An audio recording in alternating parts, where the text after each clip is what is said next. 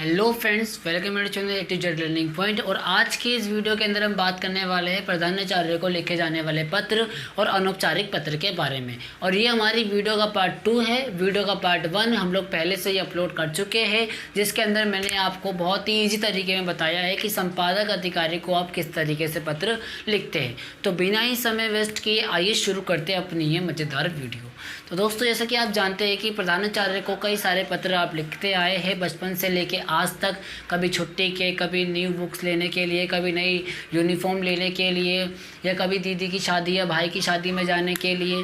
तो तमाम पत्र जो आप लिखते हुए आए हैं, आज उन्हीं पत्रों के बारे में मैं आपसे बात करने वाला हूँ। तो जैसा पत्र आप देख रहे हैं कि पत्र को लिखने की शुरुआत हम हमेशा सेवा में से करते हैं। जैसे संपादक अधिकारियों को बताया था मैंने कि सेवा में से लिखना है, वो भी यहाँ पर भी आप सेवा में लिखेंगे। और ये पत्र भी आपका औपचारिक है, संपादक पत्र वाला भी आपका औपचारिक पत्र ही था, ठीक है ना। तो ये इसमें जैसे सेवा में श्रीमान प्रधानाचार्य जी, अगर आपके प्रिंसिपल मेल है तो आप प्रधानाचार्य लिखिए। अगर फीमेल है वो तो यहाँ पे आ की मात्रा लगा देना, बस खाली एंड के अंदर प्रधानाचार्या, ठीक है ना। तो इस तरीके से वो बन जाएगा फीमेल के लिए, ठीक है। तो सेवा में श्रीमान प्रधानाचार्य जी, और फिर 2 लाइन छोड़ दी। अब तो आप जानते हो क्या आने वाला है इसके अंदर। जी हाँ, बिल्कुल सही कहा आप लोगों ने कि यहाँ पर आएगा आपका स्कूल का नाम। अगर आपको क्वेश्चन के अंदर मेंशन कर रखा है कि आप कौन से स्कूल के विद्यार्थी हो, तो आपको वही नाम यहाँ पर रखना है। और फिर उसके बाद आपको डालनी है डेट, दिनांक लिखने का फॉर्मेट भी मैंने आपको पार्ट 1 में बता रखा था। इसमें दोबारा बता देता हूँ। आपको मंथ को डिजिट में लिखना है, मंथ को हमेशा लेटर्स के अंदर लिखना है, ठीक है ना। तो जैसे आज 18 मई है तो मैं लिखूँगा 18 मई 2021 यानी कि 2021। तो इस तरीके से आप लिखना। विषय के लिए मैं हमेशा आपको कहता हुआ आ रहा हूँ, देखो अगर विषय आपने टॉपिक के अंदर नहीं घेरा, अपनी एप्लीकेशन में नहीं घेरा, अपने पत्र में नहीं घेरा, तो इसके आपको नंबर कट सकते हैं। तो विषय का बड़ा ध्यान रखिए, विषय पक्का लिखना ज़रूरी है इसके अंदर।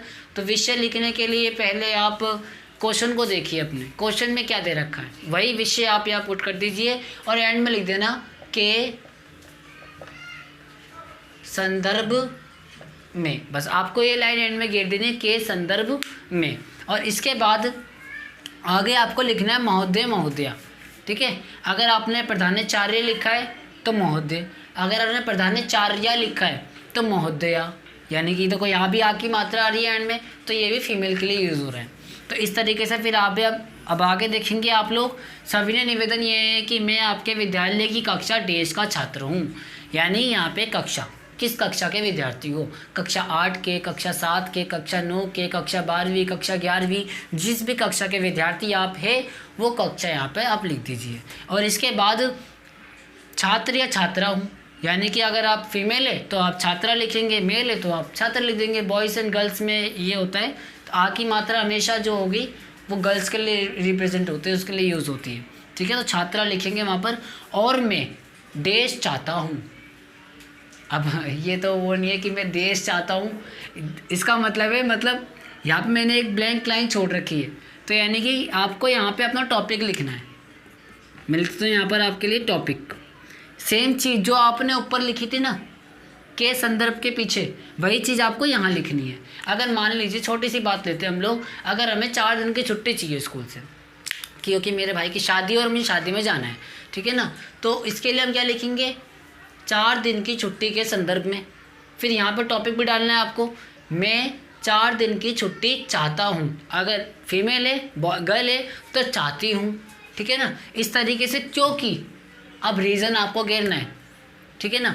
रीज़न घेरने के बाद आपको आगे लिखना है क्यों चाहते हो छुट्टी। तो उसके पीछे क्योंकि मेरे भाई की शादी है और मुझे वहाँ जाना है, लखनऊ में है शादी, कहीं पर भी है, तो आप उस हर डिटेल को लिखें यहाँ पर। यहाँ पे मैंने 2 लाइन आपके लिए छोड़ रखी है कि ये लाइंस आप अपने दिमाग से लिखें कि इसमें क्या लिखना है क्या नहीं लिखना। ये लाइन मैं आपको नहीं बता सकता क्योंकि ये हर किसी का पॉइंट ऑफ व्यू इस पर अलग अलग होता होगा, ठीक है। तो इसके बाद अतः मेरा आपसे अनुरोध है कि आप मुझे डेज प्रदान करें। अब यहाँ भी मैंने खाली छोड़ दिया एंड यहाँ भी टॉपिक आएगा आपका। टॉपिक को थोड़ा ढंग से लिखना आपकी बात। जैसे मैंने यहाँ बोलूँगा मुझे 4 दिन की छुट्टी प्रदान करें। अगर मान टॉपिक आपका ये है कि आपको अपना सेक्शन बदलवाना है तो उसके लिए आप ये लाइन थोड़ी बहुत चेंज करोगे कि मेरा आपसे अनुरोध है कि आप मेरा सेक्शन ए से बी में कर दीजिए, इस तरीके से। या फिर मान लीजिए आपको किताबें चाहिए स्कूल से, नहीं तो आप इस तरह लिखोगे, कृपया मेरा आपसे अनुरोध है कि मुझे नई किताबें मुहैया कराई जाए। जो भी होगा थोड़ा इसको देख के लिखना है एंड की लाइन को, तो इसलिए मैं यहाँ पे अंडरलाइन कर देता हूँ, क्योंकि ये लाइन आपको थोड़ा बहुत समझ के लिखनी है, ठीक है। फिर मैं आपका अति आभारी होऊंगा, ये लाइन आपको हमेशा घेरनी है इसके अंदर। इस तरीके से आप पूरा कंटेंट कर लेते हो। फिर बीच में आपका धन्यवाद और यहाँ पे आपका आज्ञाकारी शिष्य, अगर लड़का है शिष्य, अगर लड़की है तो शिष्या, यानी कि यहाँ पर आ जाएगी आ की मात्रा, ठीक है।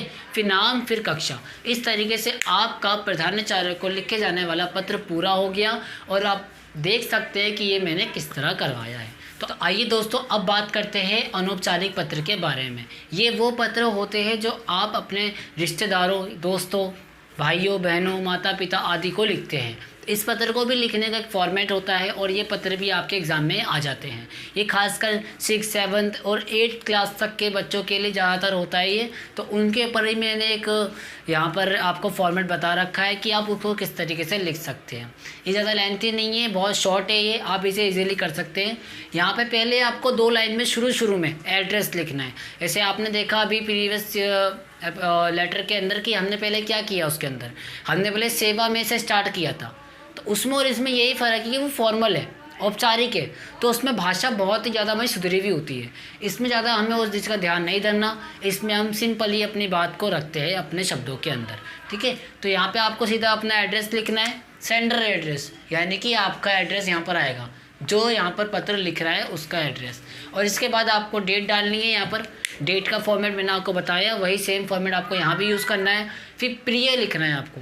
आपने उसमें देखा मैंने वहाँ पे लिखवाया था आपको महोदय महोदया, क्योंकि वो औपचारिक है, ये अनौपचारिक है, तो यहाँ प्रिय लिखेंगे, प्रिय। और फिर मैंने आपके दे रखा है संबंध, यानी कि आप जिसको पत्र लिख रहे हो उसका आपसे क्या रिलेशन है। अगर आप भाई को पत्र लिख रहे हो तो प्रिय भाई, माता को पत्र लिख रहे हो तो प्रिय माता, ठीक है ना। वैसे आप यहाँ पे थोड़ा ध्यान दीजिए, अगर जिस व्यक्ति को पत्र लिख रहे हो वो आपकी एज ग्रुप का है या फिर आपके एज से थोड़ा कम है, तो आप सिंपली उसके लिए प्रिय यूज़ कर सकते हो। अगर वो व्यक्ति आपकी उम्र से थोड़ा बड़ा है तो आप उसके लिए आदरणीय लगाए ज़रूर, जैसे आदरणीय माता, आदरणीय पिताजी, आदरणीय दादाजी, और प्रिय मित्र, प्रिय भाई, ये इनके लिए आप प्रिय यूज़ कर सकते हैं। इसके बाद कल और आज दोनों में से कोई एक चीज़ लिखनी है आपको। कल, आज मुझे तुम्हारा पत्र मिला, पढ़कर बहुत ही खुशी प्रसन्नता मिली कि वहाँ सब खुशमंगल है, ठीक है। अगर आपका पत्र कुछ इस तरह का है कि वहाँ पे कुछ अच्छी घटना घट रही है, तो वहाँ पे आप इस तरह लिखें कि मुझे तुम्हारा पत्र मिला, पढ़कर बहुत ही प्रसन्नता मिली कि वहाँ सब खुशमंगल है। अगर पत्र में कुछ ऐसा बुरा इंसिडेंट हो चुका है जिसके बारे में आपको दुख प्रकट करना है, तो आप ये लिखेंगे कल मुझे तुम्हारा पत्र मिला और पढ़कर मुझे बहुत ही दुख हुआ कि, फिर आप लिखेंगे क्या वो इंसिडेंट हुआ है, तो उसके बारे में लिख देना। तो यहाँ मैंने वो लाइन लिखी नहीं है, ज़्यादातर इस चीज़ के ऊपर टॉपिक ज़्यादा आता था, इसलिए मैंने इस लाइन को यहाँ पर डाल दिया है। तो मुझे तुम्हारा पत्र मिला, पढ़कर बहुत ही प्रसन्नता मिली कि वहाँ सब खुशमंगल है। फिर यहाँ से लेकर यहाँ तक आपको लिखना है अपना टॉपिक। अब देखिए दोस्तों, अनौपचारिक पत्र ज़्यादातर इस चीज़ों पे आते हैं कि समय के महत्व को बताते हुए अपने मित्र को पत्र लिखिए, ठीक है, या फिर स्वास्थ्य को लेकर पत्र लिखिए। कई सारे कंटेंट इसके अंदर दिए जाते हैं आपको, तो उसके ऊपर आपको अपनी लाइन यहाँ पे डाल देनी, यहाँ से लिखना है। फिर अपने माता पिता को मेरा प्रणाम देना, ये बिल्कुल एंड की लाइन है। सॉरी बट मैं इसके लिए ज़्यादा आपके लिए कुछ कर नहीं पाया, मुझे ये इतनी ही लाइनें कुछ ट्रिक समझ में आई जिस तरीके से मैंने आपको बताया है। यहाँ पर आप वो यूज़ कर सकते हैं। आप अगर इतना भी कर देते हो दोस्तों तो आपके लिए बहुत अच्छा हो जाता है, क्योंकि ये बीच की लाइन में आपको खुद अपना कंटेंट लिखना है। वो 3-4 लाइन अगर लिख देते हो आपने सारा ऑलरेडी खुद कर लिया है, तो इसलिए कोई दिक्कत तो होनी नहीं चाहिए। फिर यहाँ पे संबंध लिखा है मैंने, यानी कि अब आपका रिलेशन क्या है। अगर आप उनके बेटे हैं तो आपका बेटा, अगर आप उनके मित्र हैं तो आपका मित्र, ठीक है ना। अगर आप उनके नाती है तो आपका नाती, ठीक है। इस तरीके से आपका जो भी रिलेशन है आपका उनसे, तो वो आपको संबंध यहाँ घेरना है। फिर इस तरीके से आप अपना नाम घेर देना इसके अंदर। तो इस तरीके से आप देखते हैं कि अनौपचारिक पत्र जो आपकी फैमिली मेम्बर को आप लिखते हो वो लिखने का सही फॉर्मेट एक ये हो सकता है। तो दोस्तों मैंने आपको औपचारिक पत्र, अनौपचारिक पत्र, ये दोनों पत्र करवा दिए हैं और आई होप आपको समझ में आ चुके होंगे। अगर कोई डाउट, कोई कुछ भी डाउट अगर आपके मन में रहता है इन चीज़ों को लेकर, कुछ समझ में नहीं आता है, तो प्लीज़ मुझे कमेंट बॉक्स में कमेंट करें और बताएं कि आपको कहाँ दिक्कत आ रही है। अगर मुझे ऐसा लगा कि आपको कोई दिक्कत है, परेशानी है, तो मैं कोशिश करूँगा कि आपको दोबारा से इस कंटेंट के बारे में और अच्छी तरह समझाऊँ। तो अगर वीडियो पसंद है, वीडियो को लाइक करें, शेयर करें, सब्सक्राइब करें, ताकि ऐसी नॉलेजफुल वीडियो आपको मिलती रहे और आप हमेशा A to Z मार्क्स के साथ एग्ज़ाम में पास होते रहें।